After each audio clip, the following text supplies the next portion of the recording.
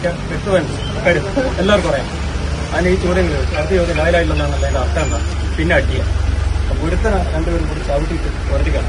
അപ്പോൾ അത് തടയാൻ മൂന്നാമത്തെ ഓടിക്കണ്ടിരിക്കുക. അതിന്റെ കുട്ടികളൊന്നും ഓടി ഇവര് 3 കുട്ടികളും കൂടെ തടഞ്ഞുകൊണ്ട് മറ്റൊരു കൂടി എങ്ങനെ രക്ഷപ്പെട്ടു ഓടി. അവിടെ ഒരു ഹോട്ടലായിരുന്നു ഇവിടെ കയറ്റി എന്തോ പരിപാടി കുട്ടികൾ രാത്രി കയറി അതിലൊരുത്തല്ലേ ഇവിടെ ഉണ്ടല്ലോ അല്ലേ? അല്ലേ? അങ്ങനെ ഇരുത്തി ഒരു മാങ്ങയും കൊടുത്ത് എല്ലാവരും മാങ്ങ വയ്ക്കുന്നതായിരുന്നു. പിന്നെ ഇവർ ചോദ്യങ്ങളാണ് ഇറാൻ ഇസ്രായേൽ യുദ്ധത്തിൽ നിങ്ങളുടെ അഭിപ്രായം എന്താ?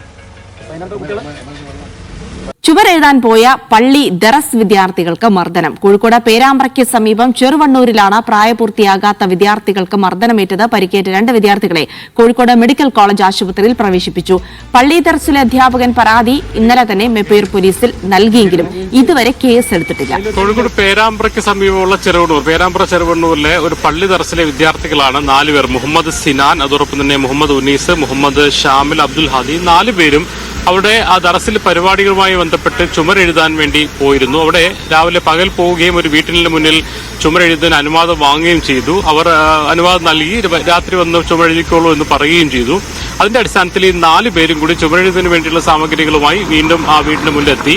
വീട്ടുകാരുടെ വീണ്ടും ഒന്നുകൂടി സംസാരിച്ചപ്പോഴാണ് പിന്നീട് അവിടെ രണ്ടുപേരാണ് ഉണ്ടായിരുന്നത്. സന്തോഷ് ചേകാത്ത എന്ന് പറഞ്ഞ വീടാണ്. സന്തോഷ് ചേകാത്ത, അതോടൊപ്പം തന്നെ സുരേഷ് പഴയമടത്തിൽ എന്ന് ഈ 2 പേരും ഈ കുട്ടികളോട് വളരെ വർഗീയമായ രീതിയിൽ ആദ്യം വിശ്വാസപരമായ കാര്യങ്ങളെക്കുറിച്ച് ചോദിക്കുന്നു, പിന്നെ ഇറാൻ ഇസ്രായേൽ സംഘർഷത്തെക്കുറിച്ചൊക്കെ ചോദിക്കുന്നു, പിന്നെ വർഗീയമായ കാര്യങ്ങൾ ചോദിക്കുകയും ഇത് കുട്ടികൾക്ക് സംഗതി പന്തിയല്ലാന്ന് പറഞ്ഞ് കുട്ടികൾ അവിടെ നിന്ന് ഇറങ്ങാൻ ശ്രമിച്ചപ്പോൾ ആദ്യം മുഹമ്മദ് സിനാനെ മർദ്ദിച്ചു. പിന്നെ അവിടെ നിന്ന് അങ്ങോട്ട് മുഹമ്മദ് ഉനൈസിനെ ആദ്യം മർദ്ദിച്ചു.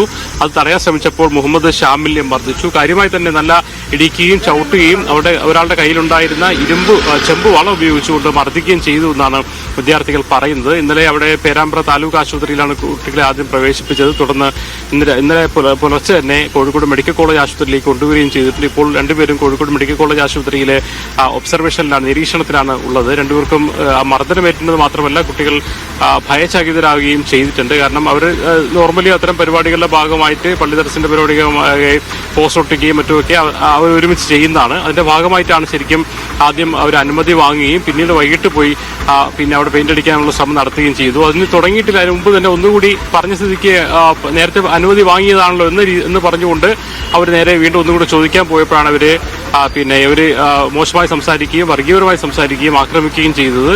പോലീസ് ഇന്നലെ രാത്രി തന്നെ അവിടെ എത്തുകയും അതേസമയം ഇന്നലെ രാത്രി തന്നെ കേസെടുക്കാൻ തയ്യാറായില്ലെന്നൊരു പരാതി ഉണ്ടായിരുന്നു.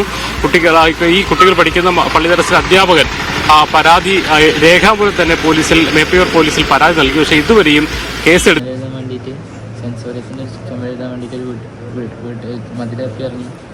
അപ്പോൾ ഇവർ ഈ വീട്ടിലെത്തിയപ്പോൾ ഒരു ഉച്ചയ്ക്ക് സമ്മതം കൊടുത്താണ്. അപ്പോൾ ഉച്ചയ്ക്ക് സമ്മതം കൊടുത്തതിന് ശേഷം ഇവർ രാത്രി വരാൻ പറഞ്ഞു. രാത്രി ഞങ്ങൾ 4 ആൾക്കാർ പെയിൻറ്റും ഇതൊക്കെ ആയിട്ട് അവിടെ ചെന്നു. അപ്പോൾ ഒന്നുകൂടി സമ്മതിക്കാൻ വേണ്ടിയിട്ട് കയറിയപ്പോൾ അവരോട് പിടിച്ചെത്തി വെള്ളവും പഴമൊക്കെ തന്നു. വേറെ എന്തൊക്കെ കുറേ ചോദ്യങ്ങൾ ചോദിച്ചു ഞങ്ങളോട്. അങ്ങനെ ഏറ്റവും കൂടുതൽ ഉത്തരം പറഞ്ഞ ഇവനായിരുന്നു കർക്കശമായിട്ട്. അപ്പോൾ അതിനുശേഷം ഞങ്ങളെല്ലാവരും ശരി അറിഞ്ഞിട്ടോ പറഞ്ഞിട്ട് പോയി.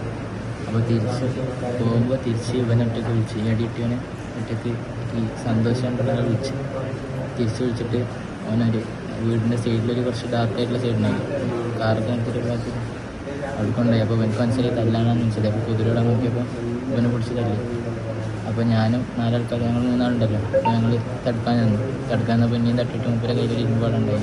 ബോണ്ടൊക്കെ തട്ടിയിട്ട് ലാസ്റ്റ് ഇവൻ്റെ കൈ വിട്ടപ്പോൾ ഞങ്ങൾ ഓടിയപ്പോൾ ഒരു ചായ പീട്ടുണ്ടായി. അവിടെ കയറി. പിന്നെ വേറെ ഒരാളും വന്നു സ്കൂട്ടിയിൽ. അതുകൊണ്ട് രക്ഷപ്പെട്ടു. അതുകൊണ്ട് ഞങ്ങൾ എന്തായാലും സംഭവിച്ചു.